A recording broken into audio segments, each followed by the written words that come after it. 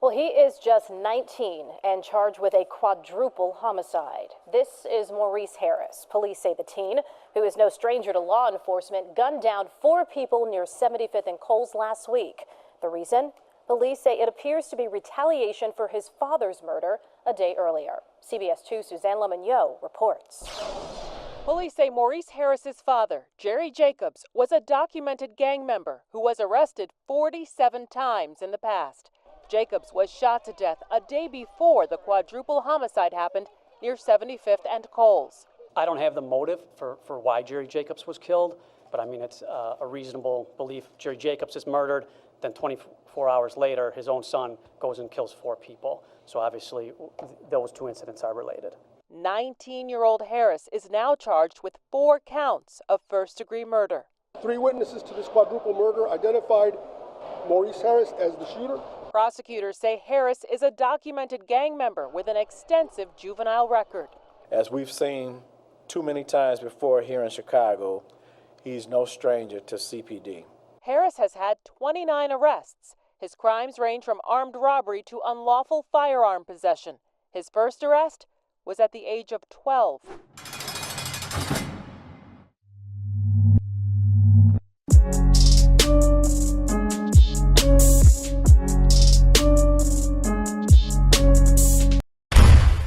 When the feds kick your door in, you're likely hit.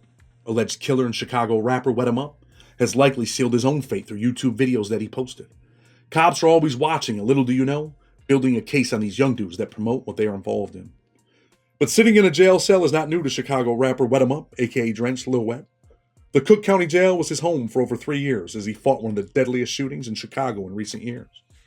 Maurice Harris was charged in April 2017 at the age of 22 with fatally shooting 4 people at a restaurant in South Shore. Killings of 4 or more people in a single instance are relatively rare in Chicago, though the quadruple murder at Nadia Fish and Chicken occurred during a particularly violent day in the South Shore that saw 7 people killed in the neighborhood. In the middle of the day in Chicago, one man would walk into a restaurant around 3:30 p.m.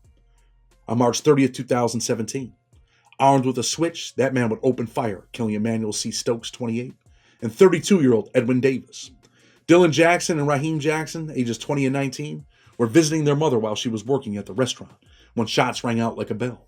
Both would run, but not for long, as they took their last breaths next to each other in a parking lot.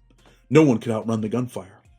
Within a week, Drench, aka Lil Wet, would find himself in an interrogation room where he said he had nothing to say, telling the cops, "You have the wrong man." The cops had locked in on Lil Wet, saying this shooting was in retaliation for the death of his father, Jerry Jacobs, who was shot and killed the day before. Jerry was killed in the 7900 block of South Phillips Avenue on March 29th. He was on the sidewalk when 4 males would get out of a dark-colored van and open fire on him. Lil Wet's cousin would also respond in anger after his cousin was arrested, stating, "Just because his pops got killed, they can't put them bodies up on him. Anybody could have done that," said Pope, 28 clad in a black hooded sweatshirt, as he shivered slightly in the cold while standing Wednesday afternoon on the front porch of a South Shore home. "They just doing that because my little cousin just got out of jail. His daddy just got killed. The type of area we in, the people who we affiliated with, I don't even like walking around here no more. There ain't no telling what would happen. Anything, including 4 bodies, can happen in Chirac. Sadly, killing each other in Chicago seems to be the norm." I think a reasonable motive would be that his father got killed and subsequently shoots and kills these 4 people, the homicide investigator would say after Lil Wet was arrested. Does he do that randomly? Only he can answer that question. I wouldn't suspect he just picked 4 random people on the street. That wouldn't make sense to me. Several people would tell police that Lil Wet was the man behind the instrument of death and that he did it all on his own. But with top-notch attorneys behind him, the case would eventually be dropped. His attorney would say, "We started building this case for a defense at trial, and as we went further down the road, we started accumulating more and more evidence that established that not only could we win at trial, not only was there reasonable doubt here, but we thought we could prove his innocence. We thought. The prosecutor would say after a thorough review, which included an additional investigation that was conducted after the charges were filed, we concluded that the totality of the evidence, including eyewitness accounts, was insufficient to meet our burden of proof, and we are unable to move forward with the prosecution of this case. In the end, after looking at court papers, the only thing the prosecution has, or had, was their belief that they had the right man and eyewitnesses that were now scared to testify. Lil Wet would, after 3 years, walk out of the Cook County Jail back into the streets. He will not be so lucky this time. When the feds put their teeth in you, it's hard to get free. And in this case, the evidence that he gave is damaging. The feds were locked in on the young alleged gang member after beating 4 bodies. Some take these things personal, especially the feds. They don't like to lose, and they don't like when others win. The investigation into Lil Wet would start locking in on his YouTube videos, leading cops to believe that he was still in possession of a pistol with a switch. After getting a federal search warrant, Deron McElwee, the FBI special agent, would lead the execution of the search warrant. A lot of times, they catch you when you're sleeping and your awareness is down. On January 19, 2024, at approximately 6 o'clock a.m., law enforcement would jump out of their vehicles, hitting the cold January air, to execute the search warrant on the 47th Street apartment. Cops would be standing outside while others beat the door down.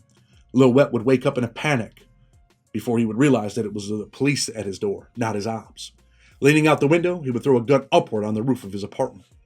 Once the agent cuffed Lil Wet, he would find the gun, and in his affidavit, the cop would write, "I have examined the firearm Harris possessed and threw on the roof of the 47th Street apartment. The firearm is a Glock pistol bearing serial number BD8P7104. The Glock pistol was recovered loaded and modified with a conversion device as explained above, that is commonly known as an auto-sear or Glock switch. This device converted the Glock pistol Harris possessed from a semi-automatic firearm into an automatic firearm, meaning that the Glock pistol could automatically shoot more than one shot by a single function of the trigger, allowing the ammunition to shoot or spray from the Glock pistol as a machine gun. But can Lil Wet beat this one, is the question. The agent would outline his case to the court. On or about January 19, 2024, I viewed 2 different rap music videos on YouTube. One video was entitled Death, and the other video was Murder Man. The Death video appears to have been posted on YouTube on or about August 10th, 2023, and the Murder Man video appears to have been posted on or about September 21st, 2023. Based upon Harris's Illinois driver's license, photograph, and my personal observations and interactions with Harris today, the individual in both of the rap music videos on YouTube appears, in my opinion, to be Mr. Harris. In both the Murder Man and Death videos, Harris makes statements about Glock switches. In Murder Man, approximately 15 seconds into the video, Harris states, "My Glock firearm got a switch. Glock switch, get drenched." At approximately 21 seconds into the video, Harris further states, "2 switch, 2 firearms with Glock switches in my hand for my AP, 2 ops, opposition. They dead, they hate me." Approximately 29 seconds into the video, Harris would further state, "Got my shooter with me. They gonna spray for me." In the Death music video, approximately 37 seconds into the video, Harris would state again, "New Glocks, firearms on us got switches. Glock switches. Turn them a ghost." At approximately 1 minute and 46 seconds into the Death video, Harris would go on to say, "These Glock firearms on us switches, Glock switches. Up this bitch, spray, spray." Based on my training and experience, when Harris stated that Glock switches spray, spray, he was indicating that Glock switches allow firearms to spray bullets. Posting on YouTube for the world to see, including the cops, is not the thing to do when you're in the streets, because it will become your nemesis and in all likelihood will seal your fate. On February 1st, 2024, the feds would indict Lil Wet for the gun and the switch. When he sought bail, the judge would say, "Finally, the court was concerned as well with the defendant's public display of pride in his possession of switches or machine guns. In videos he posted to social media, we consider only the Murder Man and Death videos noted in the complaint. This activity adds to the weight of the evidence and indicates that possession of a machine gun is something important to him, something he wishes to celebrate and tell the world, and something that he has incorporated into his persona as a local rapper.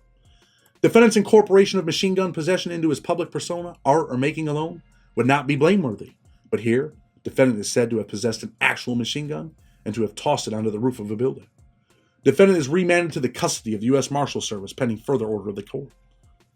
The judge would go on to say the government has met its burden of establishing by clear and convincing evidence that no set of release conditions will reasonably assure the safety of the community or any other person. On the Section 3142 factors, the nature and circumstances of the offense involved unlawful possession of not just an ordinary firearm, but a machine gun, to wit, a loaded Glock 9mm semi-automatic pistol, modified with a device known as a switch, which rendered the weapon a fully automatic weapon, falling within the federal definition of a machine gun.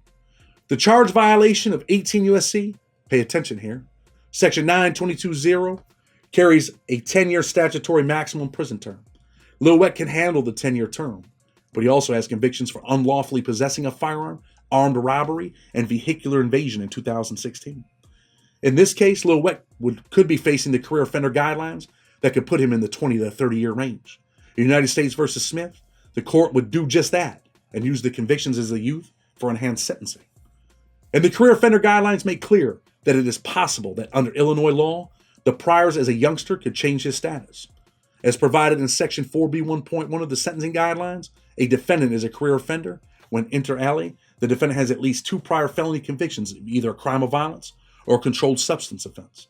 Application Note 1 to Section 4B12 states that an offense committed prior to the age of 18 may qualify as an adult conviction if it was classified as an adult conviction under the laws of the jurisdiction in which the defendant is convicted. Were those prior convictions classified as adult convictions? The feds play dirty. In Illinois, one court said specifically, the court found that second-degree murder conviction qualified as a predicate offense for career offender status because petitioner was tried and convicted as an adult, even though he was sentenced as a juvenile. So while some people like Aaron Malik Cato have walked away with 15 months for making switches in his house and machine guns, Lil Wet might get wet up by the feds. The invention of the switch has helped destroy many communities. In fact, the issue of automatic gunfire in major cities has become a problem, as many inner-city youths have fallen victim by getting caught with them and buried alive, and others finding themselves in a grave, leaving their mothers to cry. The accessibility of Glock switches turns a regular Glock pistol into a machine gun. George Leone from Venezuela created a fire selector system that has left many young men laying in a pool of their own blood. Jorge Leone, or George Leone, explained that he was inspired to create the Glock switch after being impressed with the simplicity and stability of the Glock pistol. He saw it as an opportunity to offer military, terrorism units, and police departments a selective fire option. In 1996, he filed a patent for his invention and started selling it to the qualified customers, such as police and military personnel. Jorge, understanding the devastation it has caused, now says he regrets patenting his invention, as it has made the design easily replicable for anyone with access to the internet and 3D printers in the hood. What do you think happened in this case? You think this special agent, this FBI agent, was up one morning getting ready for work and just popped on YouTube and Lil Wet's videos pop up and he's like, oh, I'm about to get this cat? Hell no. Those prosecutors in Chicago, they were pissed off. They had to throw out a case. 4 bodies. They had to throw this case out. They throw the case out, but they're pissed inside. But why do they throw the case out? It's obvious. Number one, they got motive, right? Old boy's father gets killed. They connect all that stuff to the other people that end up getting laid down. Then they got the eyewitnesses like, yo, man, we seen him. It was him. And then the eyewitnesses do what? You know what they do. They're in the street. They're scared. Who are the eyewitnesses? Probably some people out there not living a great life, right? Sometimes, and I've seen this in numerous cases where, people that are out there getting high, they're like, yo, Olead Johnson out of Maryland. Had 2 people testify on him, the Nickel Boys. I did the case. They testified on him. And they were drug addicts, right? They switched this up, switched that up. But in this case in Chicago, those people, they wouldn't come forward. Yeah, on the night and on the day everything happens, like, oh, yeah, I done seen it. And then when they come like, hey, listen, man, we're about to go to trial on this. We need you to come down to the station. They're like, the station? Oh, hell no, I ain't coming down to the station. I got to live here. I got to stay in Chicago. I ain't coming down there. And that's what happened. That's why they couldn't prosecute the case. They had him and they had a motive. They didn't have anything else. They had eyewitnesses that are like, no, I ain't coming. So without the eyewitnesses, there is no case. That prosecutor's pissed off. I can guarantee that the prosecutor jumps on the jack, grabs the phone and says, hey, listen, U.S. Attorney's Office, hey, this is what the deal is. And the U.S. Attorney says, hey, look, man, check this dude out. Or that prosecutor knows the agent and calls him up like, hey, look, I got something for you. You know Lil Wet ain't going to be in the street without a gun, right? I mean, 4 people get dropped. You don't think he's a little bit worried? You don't think it's on his mind? Like, yo, somebody could be coming back to get him? Of course it's on his mind. So they tune in. They start doing an investigation. They're doing an investigation before the YouTube videos, before what they put in the criminal complaint. This cop's checking him out. Goes on YouTube, gets the evidence that he needs. They run up in the house. They catch him throwing. He thinks, yo, he's got the perfect hiding spot. Everybody's got the perfect hiding spot till the police come, right? And they find it.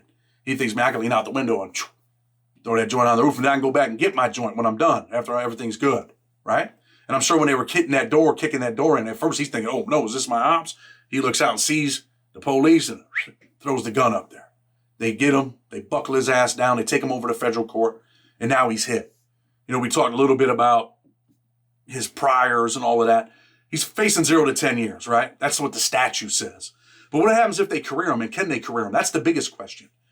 They could career him, depending on what the statute is in Chicago. Do they count those convictions as just juvenile convictions, or do they count them as adult convictions and give him a juvenile sentence? Remember, his cousin said they mad at my cousin because he just got out of jail. Well, what did he just get out of jail for? No one really knows, right? The paperwork ain't out there. The affidavit's sealed. You can't see the affidavit. But I think Lil Wet could possibly be facing a whole lot more time than just a little punk-ass couple years that he thinks he's facing right now. And you better believe that even though you can beat a murder case, remember this now, you can beat that murder case in the feds. But the feds could take them bodies and try to figure something else out over here on this end. Oh, yeah, it's all, probable, reasonable probability. They use that word. They don't use probable cause, It was foreseeable. And they cross-reference people that get busted for drugs and there's a murder in the case. They don't get charged with murder. But they use those murders to enhance their guidelines all the way up to 43, the highest you could be at life. Am I saying that's going to happen to him? No, I'm not saying that. But I think that the feds might have just put this little switch thing on him and you might have more to come. You have to stay tuned. Lil Wet's probably in a whole lot more trouble than just that 922. That's what I believe. The 922 is, possessing that gun with the switch. But stay tuned. Let's see what happens. That's just a little bit of, school, I guess law school today. We went to law school a little bit today. But anyway, stay focused, man. And them young dudes, man, you're out there on social media. This dude sealed his own fate. He sealed his own fate. He's out there with the joints on the videos. He's talking about what he's doing. He wouldn't talk to the cops when he got busted for that murder, but he's making YouTube videos with this shit in it. So be careful, man, what you're posting on social media because them boys are out there to get you. Blood on the Razor Wire TV with respect until tomorrow. We're out.